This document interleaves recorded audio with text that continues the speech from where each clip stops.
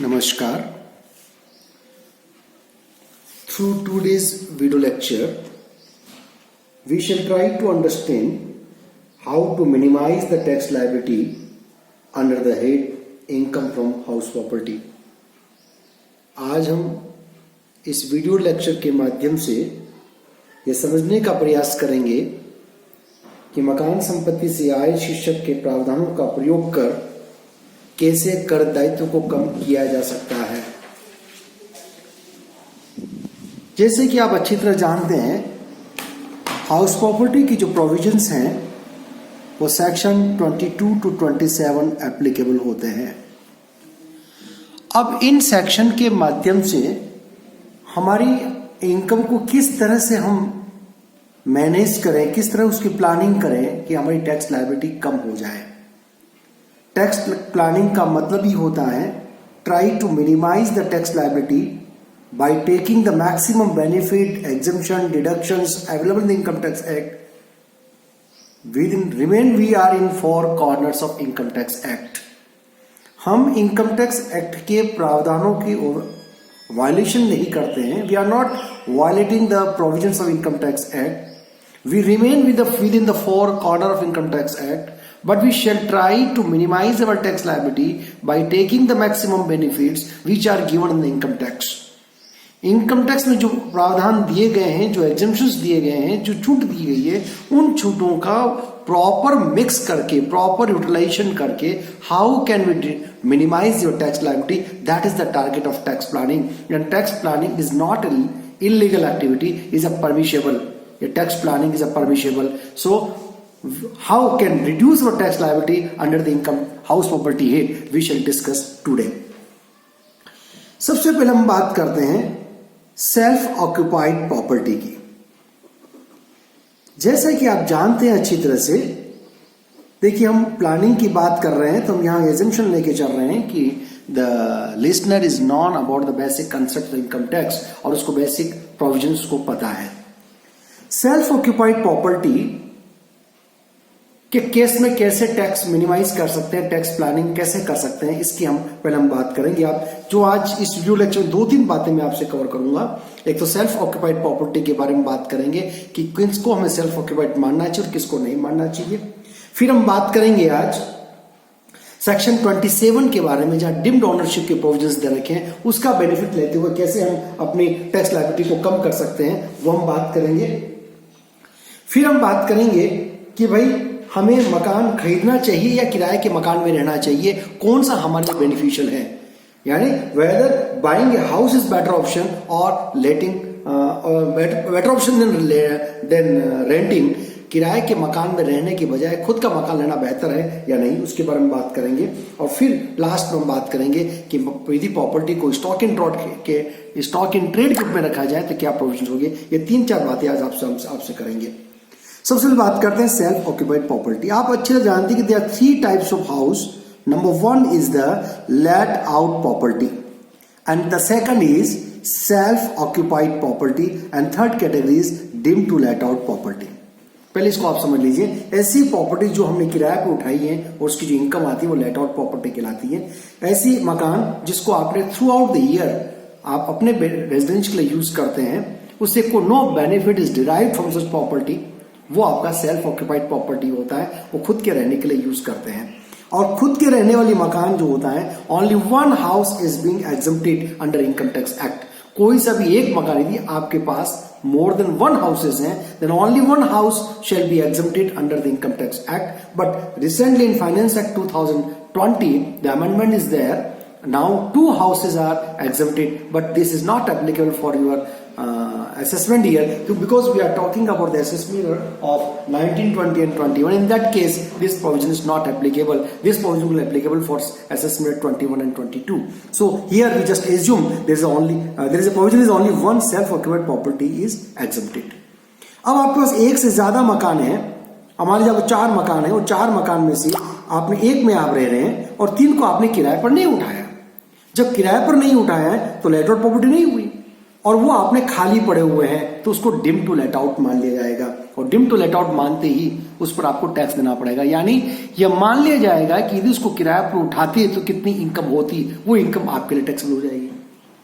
अब क्वेश्चन क्या हो रहा है कि मेरे पास मान लीजिए दो हाउस प्रॉपर्टी ए और बी, और दोनों हाउस प्रॉपर्टी को मैं एसओपी में यूज करता हूं, यानी ए प्रॉपर्टी भी एसओपी के लिए और बी प्रॉपर्टी भी एसओपी के लिए, मैं खुद के रहने के लिए यूज करते दोनों मकान।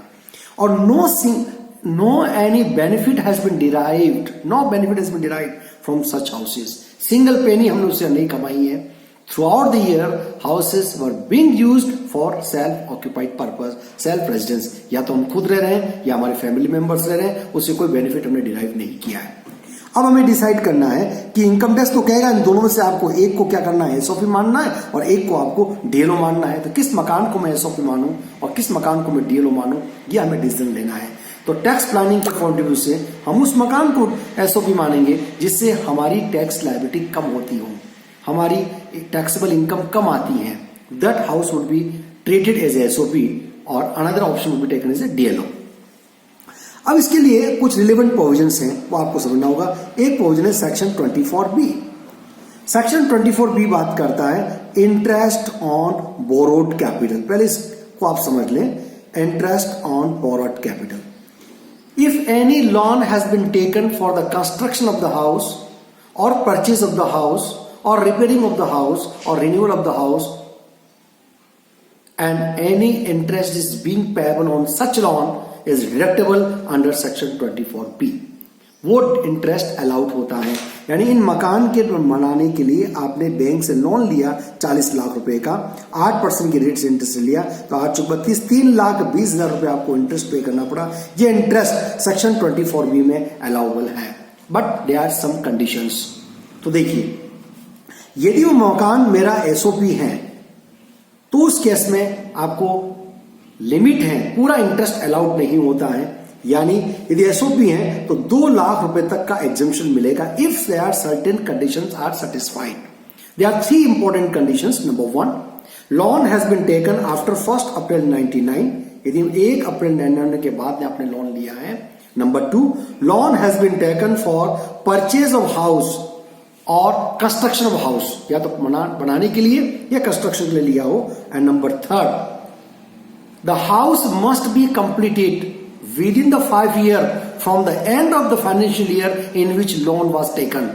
जिस ईयर में लोन लिया है उस ईयर के एंड से 5 साल के अंदर मकान कंप्लीट हो जाना चाहिए। If house is complete within 5 year then आपको 2 लाख की एग्जम्पशन मिलेगा। इसको एक एग्जाम्पल से समझते हैं, ये 5 इयर्स कैसे रूल होगा। मान लीजिए मैं पंजाब नेशनल बैंक से मैंने 1 जुलाई 2017 को लोन लिया।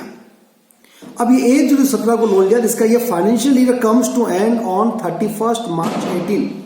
अब 31 मार्च 18 से आप 5 इयर्स कंप्लीट काउंट करेंगे, 5 इयर्स, और ये कंप्लीट होगा 31 मार्च 23 तक। इन 5 सालों के अंदर मकान बनकर कंप्लीट होना चाहिए। यदि हो जाएगा तो आपको 2 लाख का एग्जम्पशन मिलेगा। इन 3 शर्त में से कोई भी एक शर्त पूरी नहीं हुई तो आपको मैक्सिमम डिडक्शन मिलेगा केवल 30,000 का। तो in case of self occupied property there is a limit, एक लिमिट फिक्स कर रखी है, उससे ज्यादा आपको डिडक्शन नहीं मिलता है। वो बिकता है मैक्सिमम 2 लाख। 2 लाख तभी मिलेगा जब 3 शर्तें आपकी पूरी होती हैं। 1 अप्रैल 1999 के बाद लोन लिया हो, मकान परचेज या कंस्ट्रक्शन के लिए लिया हो, यदि लोन रिपेयरिंग के लिए ले लिया then 2 lakh will not be applicable. वो 30,000 की एप्लीकेशन लोन 30,000 की लिमिट ही अप्लाई होगी। यानी 99 से पहले लोन ले लिया तो 30,000, मकान बनाने के लिए और कंस्ट्रक्शन के लिए लोन नहीं लिया, जबकि मकान की रिपेयरिंग के लिए लोन लिया है, रिनोवेशन के लिए लोन लिया है, तो 30,000 का मिलेगा। और मकान 5 साल में कंप्लीट होना चाहिए। यदि 5 साल में कंप्लीट नहीं हुआ, मोर देन 5 इयर्स लग गए, तो भी आपको 30,000 का रिडक्शन मिलेगा। तो in case of SOP there are 2 maximum limit, one is either 2 lakh और 30,000, डिपेंड अपॉन द सिचुएशन। जो भी सिचुएशन है, जो भी कंडीशंस पूरी हो रही है, उसके अकॉर्डिंग आपको डिडक्शंस मिल जाएगा। तो यदि मेरा सेल्फ ऑक्यूपाइड प्रॉपर्टी है तो मुझे 2 लाख का डिडक्शन मिलेगा। लेकिन ये डीएलओ है, डीएलओ या फिर आपका लेट आउट प्रॉपर्टी है, दोनों केस में नो लिमिट, कोई लिमिट नहीं है। एंटायर अमाउंट इज एग्जम्प्ट, पूरा का पूरा डिडक्शन, चाहे 4 लाख का इंटरेस्ट हो चाहे 5 लाख का इंटरेस्ट हो, पूरा का पूरा एग्जम्पशन आपको मिलेगा। अब यहां आइए, तो मुझे कौन सा मकान एसओपी मानना चाहिए, कौन सा डीएलओ मानना चाहिए, आइए साहब यहां थोड़ा एक प्रोविजन और समझ लीजिए, सेक्शन 23(2) का प्रोविजन और समझ लीजिए। If an house is being considered as a self occupied property, then the gross annual value under section 23(2) would be nil, यानी उस मकान की हाउस प्रॉपर्टी की इनकम जीरो मानी जाएगी, ग्रॉस एनुअल वैल्यू होगी वो नील होगी, आपको उसके ऊपर कोई टैक्स नहीं देना है, पूरा एग्जम्पशन आपको मिलेगा, जीएवी इज नील। तो उसमें से म्युनिसिपल टैक्स भी माइनस नहीं होगा, उसमें से 30% डिडक्शन भी माइनस नहीं होगा, लेकिन one deduction is allowed under section 24(b), that is interest on loan. और ये लोन जब 2 लाख माइनस करेंगे मैक्सिमम लिमिट लीन में से, तो ये आपकी नेगेटिव इनकम आ जाएगी। इसका फायदा क्या होगा, ये नेगेटिव इनकम जो 2 लाख रुपए आई है वो आप दूसरे हेड की इनकम से मिट आउट कर सकते हैं। This amount, this loss can be set of against other heads of income, just like a salary income आपकी है, और सैलरी से आपको 15 लाख रुपए की इनकम हुई है और 2 लाख का ये लॉस आ गया, तो 2 लाख 15 लाख में से माइनस कर देंगे तो 13 lakh would be taxable income. लेकिन देयर इज ए लिमिट, आप 2 लाख से ज्यादा का आप सेट ऑफ नहीं कर सकते हैं। बट यदि आपके 2 लाख से ज्यादा की इनकम नेगेटिव आ गई, वो सेट ऑफ नहीं होगा, केवल 2 लाख का करेंगे, और अधिक है तो remaining amount will be carry forward for the next year, और 8 साल तक आप ट्रांसफर कर सकते हो। क्या हमें डिसीजन क्या लेना है कि हमें एसओपी रखना है या डीएलओ रखना है, ये हमें निर्णय लेना है। तो एसओपी लेने के लिए तो आपको देखना होगा किसमें फायदा हो रहा है। तो एसओपी लेंगे तो आपकी मैक्सिमम नेगेटिव इनकम आ सकती है 2 लाख और 30,000 रुपए नेगेटिव आ सकती है। और डीएलओ है तो फिर तो उस केस में उसको मान के चलेंगे कि मकान किराए पर उठाते तो हमें कितनी इनकम होती, उस इनकम को कैलकुलेशन करते, यानी उसकी ग्रॉस वैल्यू निकालते, म्युनिसिपल टैक्स माइनस करते, फिर एनएवी आती, फिर 30% डिडक्शन माइनस करेंगे, फिर इंटरेस्ट माइनस करेंगे, और जो इनकम बचेगी वो इनकम हमारे लिए टैक्सेबल होगी। तो ये इनकम और हाउस एसओपी की इनकम दोनों को कंपेयर करेंगे, जो हमारे लिए बेनिफिशियल होगा वो बेनिफिशियल अमाउंट ही हम क्या करेंगे, एज्यूम करके चलेंगे। तो आइए इसको एक केस स्टडी के माध्यम से हम समझने की कोशिश करते हैं कि कैसे इसको हम कर सकते हैं। देखिए एक केस स्टडी हम लेते हैं इसके बारे में।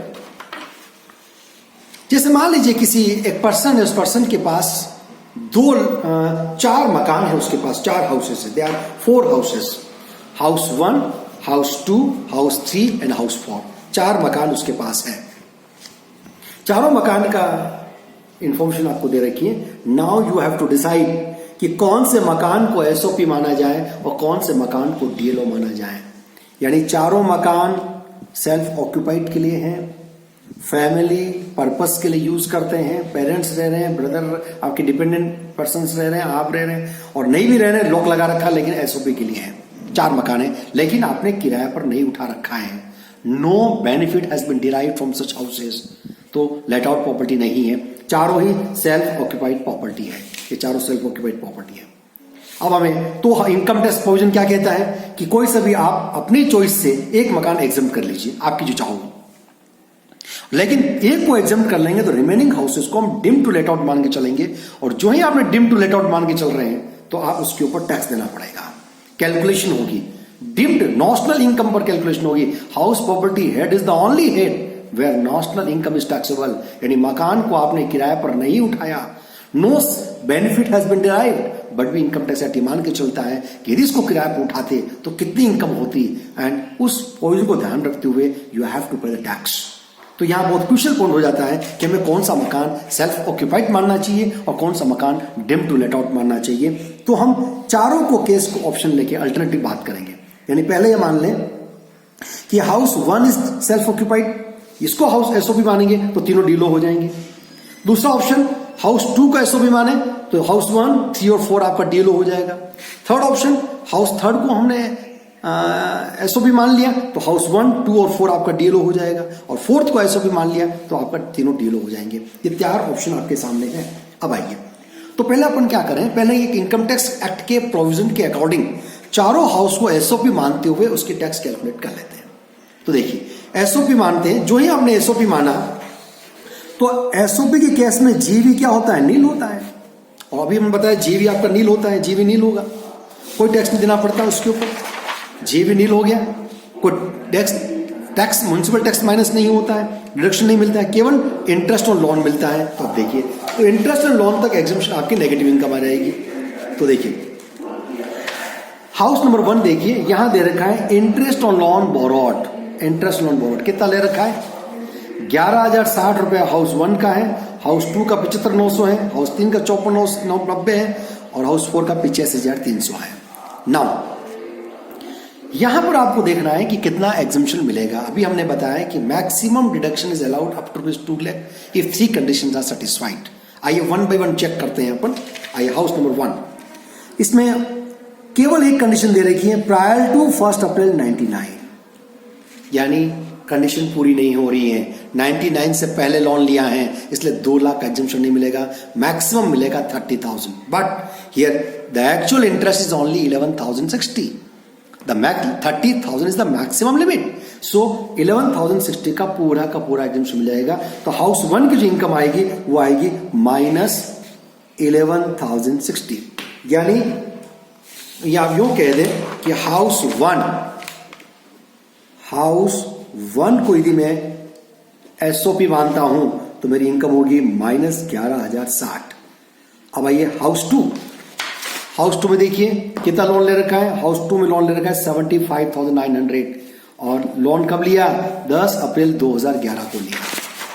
अब देखिए यहां 3 कंडीशन होनी चाहिए, यहां हम मान के चल रहे हैं क्योंकि 99 के बाद लिया, तो यहां हम एजम्पशन ले रहे हैं कि मकान 5 साल में कंप्लीट हो गया होगा, या कुछ कैश स्टेटमेंट में कुछ गिवन नहीं है, गिवन है तो उसके अकॉर्डिंग डिसीजन लेंगे। तो हम एजम्पशन ले रहे हैं कि 5 साल में मकान कंप्लीट हो गया होगा, ओके, और 99 के बाद लोन लिया है तो इसलिए डिडक्शन उसको मिलेगा, और मकान के परचेज करने के लिए या कंस्ट्रक्शन के लोन लिया ये मान के चल रहे हैं।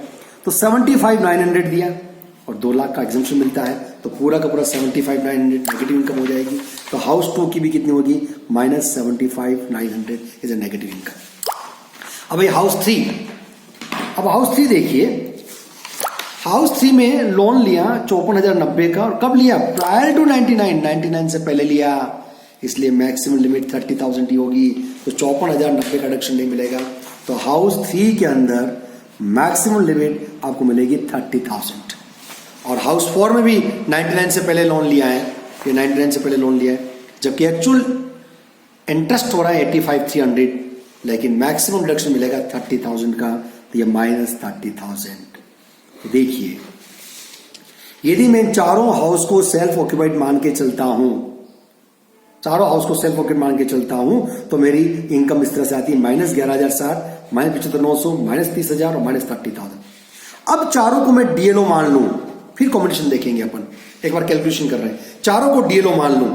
अब जो चारों को डीएलओ मानेंगे तो आपको कैलकुलेशन करना होगा, तो मैं एक हाउस का कैलकुलेशन करके बता देता हूं आपको कि कैसे कैलकुलेट करना है। जैसे मान लीजिए हाउस 1 है, हाउस प्रॉपर्टी 1 है, इसको हमने डीएलओ मान लिया, तो आप सबसे पहले क्या करेंगे ग्रॉस एनुअल वैल्यू निकालेंगे, और ग्रॉस वैल्यू क्या होता है म्युनिसिपल वैल्यू और fair rent whichever is higher, जो हायर आएगा उसको कंपेयर करते हैं, और standard rent whichever is less, वो आपका ग्रॉस एनुअल वैल्यू होता है। और स्टेप 1 ही लगता है, स्टेप 1 कहता है calculation of reasonable expected rent, क्योंकि मकान किराए पर नहीं उठाया है, किराया आपको नहीं मिला है, इसलिए step 2 step 3 will not be applicable, only step 1 for calculation of gross annual value under section 23(2) will be applicable.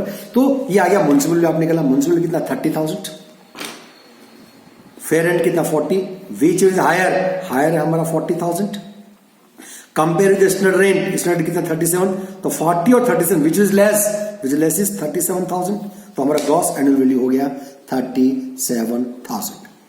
अब इसमें से लेस करेंगे municipal tax, municipal tax less करने के लिए 2 कंडीशन पूरी होनी चाहिए, एक तो एम्प्लॉयर लैंडलॉर्ड पे करें टैक्स लैंडलॉर्ड पे होना चाहिए, और टेनेंट यदि टैक्स पे करेगा तो डिडक्शन नहीं मिलेगा लैंडलॉर्ड को, it is must be paid by the landlord.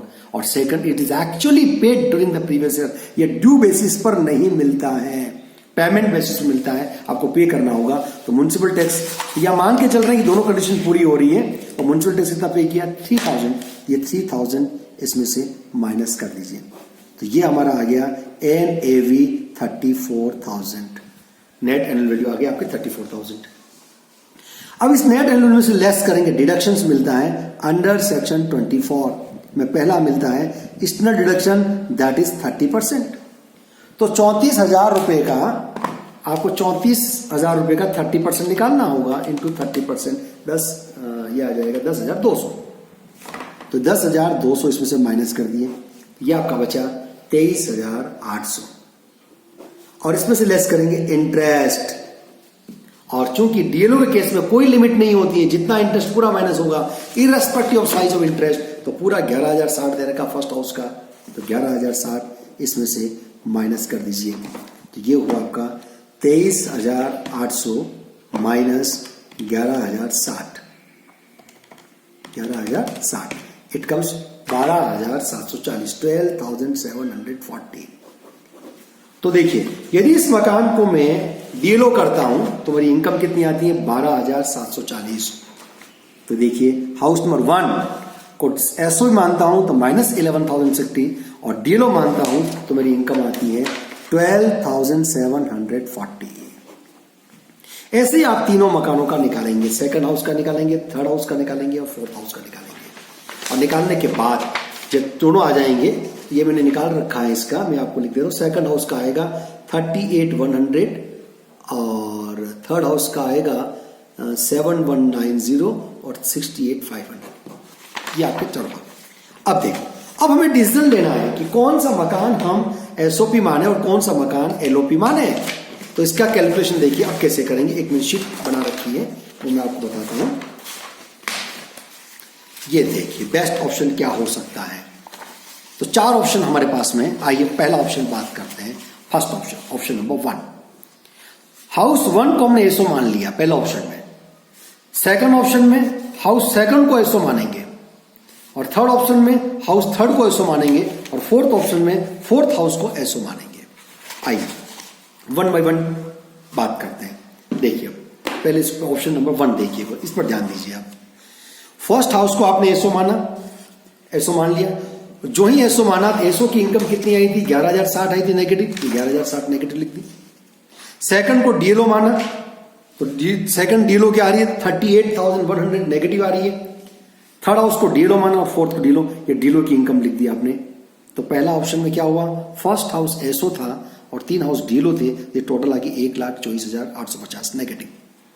ऐसी सेकंड ऑप्शन के अंदर हमने फर्स्ट को हम सेकंड को एसओ माना तो first third and fourth DLO हुआ, उनकी इनकम लिख दी। तो देखिए जो हाउस 1 है 11,060 उसको एसओ माना है, राइट, और इसको डीएलओ मानते तो इसकी इनकम आती है 12,740। ठीक, तो इसमें भी डीएलओ, इसमें भी डीएलओ, इसमें डीएलओ, तो इस कांस्टेंट रहेगी चारों में। तो केवल ये ध्यान रखिए एसओ एसओ एसओ यहां हो गया, इन तीनों की लिख दीजिए और फिर आपको कॉमन लिखना है 38,100 सेम आएगी, 7,190 790 सेम आएगी। चारों ऑप्शन के टोटल लगा दीजिए तो ये आपका आ गया 1,24,850 negative in first option. In second option 1,38,850 is negative. Option 62,550 is negative. अब आप देखिए कौन सा सबसे अच्छा माना जाएगा, तो जिसकी नेगेटिव इनकम ज्यादा है, because such negative income will reduce my other heads income, so second option is the best. और इसको हम क्या करेंगे, सेलेक्ट कर लेंगे, ये हमारे सेकंड ऑप्शन हो जाएगा।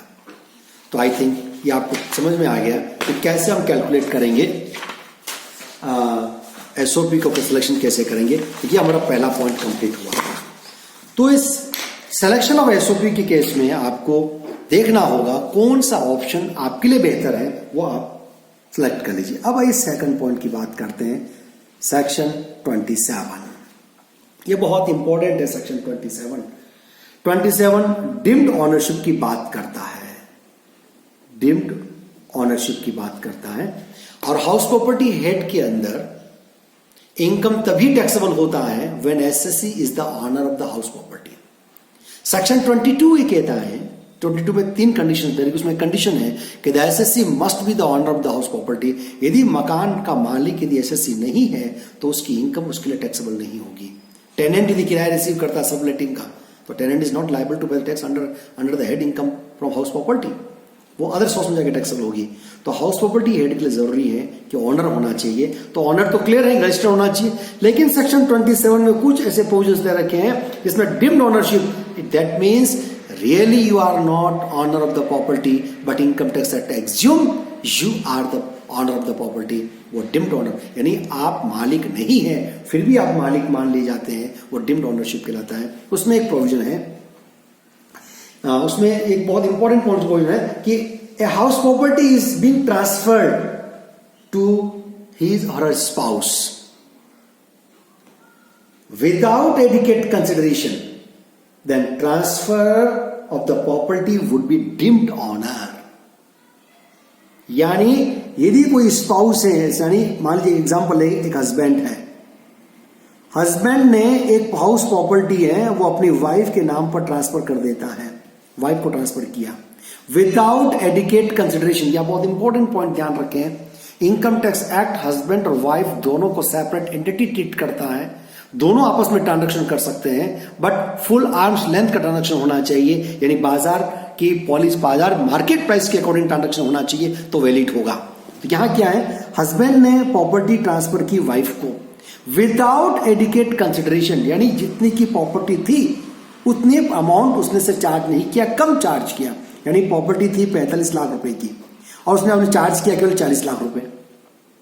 जब 45 लाख की प्रॉपर्टी और 40 लाख चार्ज किए या 20 लाख चार्ज किया, 30 लाख वॉट एवर अमाउंट, यानी एडिकेट नहीं है, तो उस केस में क्या होगा, उस मकान का मालिक हस्बैंड ही माना जाएगा, वाइफ नहीं मानी जाएगी।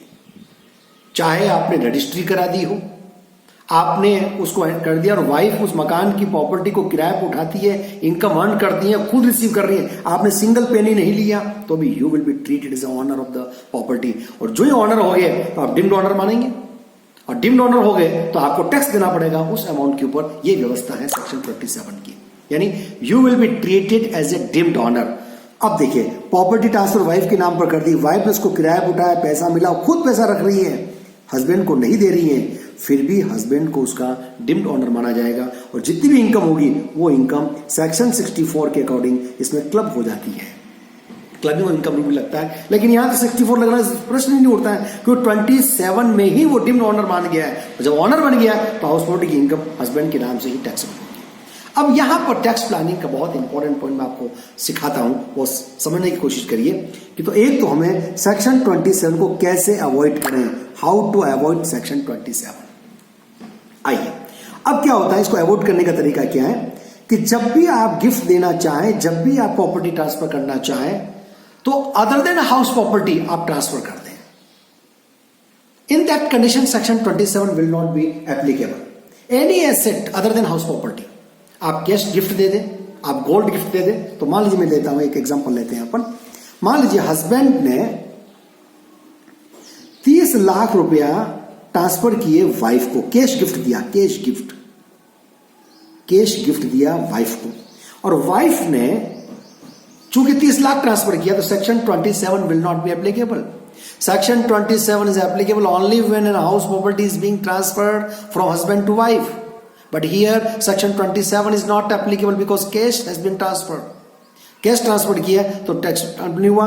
तो इस केस में अब वाइफ ने क्या किया, उस 30 लाख से एक हाउस प्रॉपर्टी परचेज कर ली, हाउस प्रॉपर्टी खरीद ली उसको। अब चूंकि हाउस प्रॉपर्टी खरीद ली तो हाउस प्रॉपर्टी इनकम किसकी, वाइफ की हो गई, तो वाइफ ही ऑनर मानी जाएगी, हस्बैंड ऑनर नहीं माना जाएगा। तो इसलिए डिम्ड ऑनर नहीं हुआ तो हस्बैंड के लिए वो टैक्सेबल नहीं होगी, वो टैक्सेबल किसके लिए होगी, वाइफ के लिए होगी। यहां तक समझ क्लियर। लेकिन यहां हमारी पेचीदी यहां खत्म नहीं हुई है, यहां पर कॉम्प्लेक्स सेशन हो जाती है। जो ही ऐसा सेशन आएगा तो here section 64(1)(4) will be applicable, clubbing of income. अब सेक्शन 64(1)(4) क्या कहता है कि any asset transferred other than house property to the spouse without adequate consideration then income from such asset shall be deemed to be the income of transferor. आपने कोई भी amount transfer किया और उस अमाउंट के ऊपर यदि कोई इनकम अर्न हुई है तो उस इनकम पर जो ट्रांसफरर है वो लायबल है टैक्स देने के लिए। जैसे 30 लाख ट्रांसफर किए वाइफ को, अब 30 लाख को उसने किराए पर, उसको मकान खरीद लिया, मकान को किराए पर उठाया, इनकम हुई, वो इनकम हस्बैंड की टैक्स होगी ड्यू टू सेक्शन 64। आप सेक्शन 27 में बच गए लेकिन 64 में फंस गए, आपको देनी पड़ेगी। या फिर 30 लाख इसने वाइफ को दिया, वाइफ ने 30 लाख रुपए बैंक में एफडी करा दी, बैंक के एफडी पर इंटरेस्ट आया, वो इंटरेस्ट भी हस्बैंड के लिए टैक्सेबल होगा क्योंकि ड्यू टू सेक्शन 64। अब प्रश्न उठता है तो फिर कैसे प्लानिंग करें। तो आइए इसका भी हम आपको तोड़ बताते हैं कि how to escape from section 64 as well as section 27। अब ध्यान देखिए, अब मान सेक्शन 27 को भी हमें अवॉइड करना होगा, सेक्शन 64 को अवॉइड करना होगा, तब जाकर के आपको टैक्स प्लानिंग का बेनिफिट होगा। अब देखिए, यदि हस्बैंड ने 30 लाख रुपए ट्रांसफर किए वाइफ को, देखिए यहां पर दो बातें ध्यान रखिए, मैं एक समझाता हूं। हस्बैंड है इधर, इधर आपकी वाइफ है।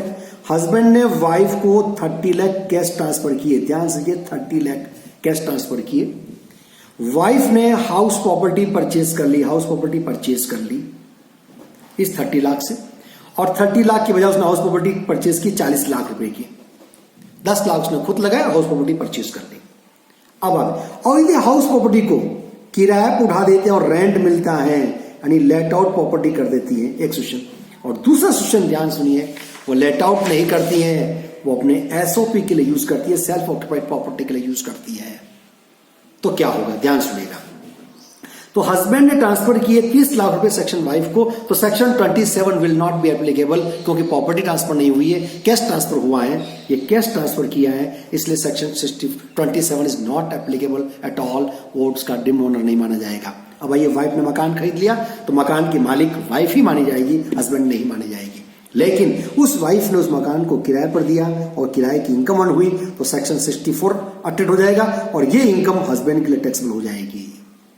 तो ये हमारा सूचन काम में है। अब ऐसे करिए, यदि वाइफ ने हाउस प्रॉपर्टी लिया और उसने एक सेल्फ ऑक्यूपाइड यूज कर लिया, और चूंकि सेल्फ ऑक्यूपाइड है तो सेक्शन 23(2) विल बी एप्लीकेबल। और सेक्शन 23(2) क्या कहता है, the gross annual value of self occupied property would be nil, यानी इसकी ग्रॉस एनुअल नील होगी, तो इनकम नील हो गई। अब देखिए, तो नील होने की वजह से सेक्शन 64 क्या कहता है कि income of the wife shall be included in the income of the husband. तो नील हो गई तो नील इनकम ऐड करेंगे, तो नील इनकम ऐड करने का कोई मतलब भी नहीं है, तो आपको बेनिफिट मिल गया। तो मकान खुद के लिए यूज कर रहा है तो ठीक है। अब दूसरी बात, अब ये एक और बेनिफिट, ये एक तो हो गया हमारा नील, तो यानी हमने ट्रांसफर भी कर दिया और हमें टैक्स लायबिलिटी भी अट्रैक्ट नहीं हुई, बस उससे को बेनिफिट नहीं लिया। अब आइए सेकंड केस, उससे एक बेनिफिट भी ले सकते हैं। 40 लाख में मकान खरीदा, जबकि 30 लाख ही दिए हस्बैंड ने, तो मान लीजिए 10 लाख में उसने बैंक से लोन लिया वाइफ ने और फिर मकान खरीदा, तो लोन के ऊपर क्या पे करेगी, इंटरेस्ट पे करेगी। और जो इंटरेस्ट पे किया तो under section 24 interest is allowed. तो वाइफ ही मकान की मालिक मानी गई और वाइफ के मकान के पहले इनकम का कैलकुलेशन करेंगे, इनकम कैलकुलेशन करेंगे तो नेगेटिव इनकम आएगी, क्योंकि ये सेल्फ ऑक्यूपाइड है, तो जे भी 0 हो गया और इंटरेस्ट आपने जो दिया वो नेगेटिव आ गया। तो नेगेटिव आते ही फिर सेक्शन 64 एप्लीकेबल हो जाता है। 64 क्या कहता है, income of the wife shall be clubbed with the income of the husband. तो इनकम मींस प्रॉफिट और लॉस दोनों इंक्लूड होता है। तो लॉस हुआ तो ये नेगेटिव इनकम हस्बैंड को जाएगी, तो हस्बैंड की इनकम और लेस हो जाएगी, रिड्यूस हो जाएगी। तो ये टैक्स प्लानिंग आप कर सकते हैं। बस तो यहां बिल्कुल नट सेल में आपको समझाते हैं कि भाई यदि आपने सेक्शन 27 में और डिम्ड ओनरशिप को आपको देखना है, तो डिम्ड ओनरशिप के केस के अंदर ट्राई करिए आप हाउस प्रॉपर्टी को गिफ्ट मत करिए, हाउस प्रॉपर्टी को ट्रांसफर मत करिए। गिफ्ट हाउस प्रॉपर्टी के अलावा ट्रांसफर करेंगे तो सेक्शन 27 नहीं लगेगा, और जब 27 लगे ही नहीं तो ऑनर ही आप डिम्ड ओनर नहीं बने, और डिम्ड ओनर नहीं बने तो उस केस में आपको कोई टैक्स देना नहीं पड़ेगा। फिर उसके बाद आपने वाइफ को ट्रांसफर कर दिया तो वाइफ के लिए सेक्शन 64 लग जाता है। 64 क्या कहता है कि 64 कहता है कि इनकम अर्न किए वो इनकम ट्रांसफर टैक्स हो जाएगा। तो आप क्या करें, कैश में अमाउंट दीजिए वाइफ को, वाइफ उस अमाउंट से मकान परचेज कर लें, और मकान परचेज कर ले सेल्फ ऑक्यूपाइड पर्पस के लिए यूज करें, और सेल्फ प्रॉपर्टी पर्पस करें, और उसके लिए लोन भी लेना चाहें तो ले लें, और लोन लेकर के तो उस केस में हस्बैंड की इनकम बढ़ने की बजाय और रिड्यूस हो जाएगी, टैक्स मिनिमाइज हो जाएगा और टैक्स लायबिलिटी का बेनिफिट होगा। तो इस सेक्शन 27 के थ्रू भी हम टैक्स प्लानिंग कर सकते हैं। तो 2 पॉइंट मैंने आपको सिखा दिए इसके अंदर कि भाई सेक्शन 27 ठीक रहेगा कि कैसे आप अपनी टैक्स लायबिलिटी को कम कर सकते हैं, और एक मैंने आपको एसओपी के बारे में बताया, कौन सा है, 2 सेक्शंस मैंने बताया। नेक्स्ट वीडियो के अंदर में इसी हाउस प्रॉपर्टी के कुछ और टिप्स मैं आपको आगे बताऊंगा। तो आई थिंक ये चीजें आपको समझ में आ गई होगी कि एक से ज्यादा एसओपी हैं, तो उस केस में आप किसको एसओपी मानना चाहिए, एसओपी में सेल्फ ऑक्यूपाइड मानना चाहिए, और किसको डिम टू लेट आउट मानना चाहिए, ये आपको डिसीजन लेना चाहिए। और दूसरा, डिम्ड ओनरशिप की प्रोविजन को अवॉइड करना है तो हमें क्या करना चाहिए, तो हमने आपको बता दिया, कैश गिफ्ट दीजिए, गोल्ड का गिफ्ट कर दीजिए, उससे जो इनकम होती है उससे मकान खरीदिए और मकान को सेल्फ ऑक्यूपाइड रखिए। और क्योंकि यहां ध्यान रखें, हस्बैंड और वाइफ दोनों सेपरेट एंटिटी हैं इनकम टैक्स एक्ट के अंदर, यानी इवन दिन एक ही मकान के अंदर आप दोनों रह रहे हैं तो भी वाइफ हस्बैंड को मकान का किराया पे कर सकती है और वो एचआरए के अंदर भी क्लेम कर सकती है। जैसे मकान हस्बैंड के नाम पर है, वाइफ मकान उस मकान में रह रही है, तो वाइफ हर साल, लेकिन इसमें ध्यान रखना सेक्शन 64 इफेक्टिव रहेगी। जैसे मकान आप कर रहे हैं तो उसके फायदा तभी होगा जब हस्बैंड की कोई इनकम नहीं है या वाइफ की कोई इनकम नहीं है। मकान वाइफ के नाम है, हस्बैंड नौकरी करता है, वहां उसे एचआरए मिलता है, तो मकान की महीने की 10,000 रुपये किराया वाइफ को दे सकता है, because both are separate entity. लेकिन कंडीशन होनी चाहिए वो 10,000 उसके बैंक अकाउंट में ट्रांसफर होना चाहिए, वो उसकी इनकम ट्रीट मानेंगे।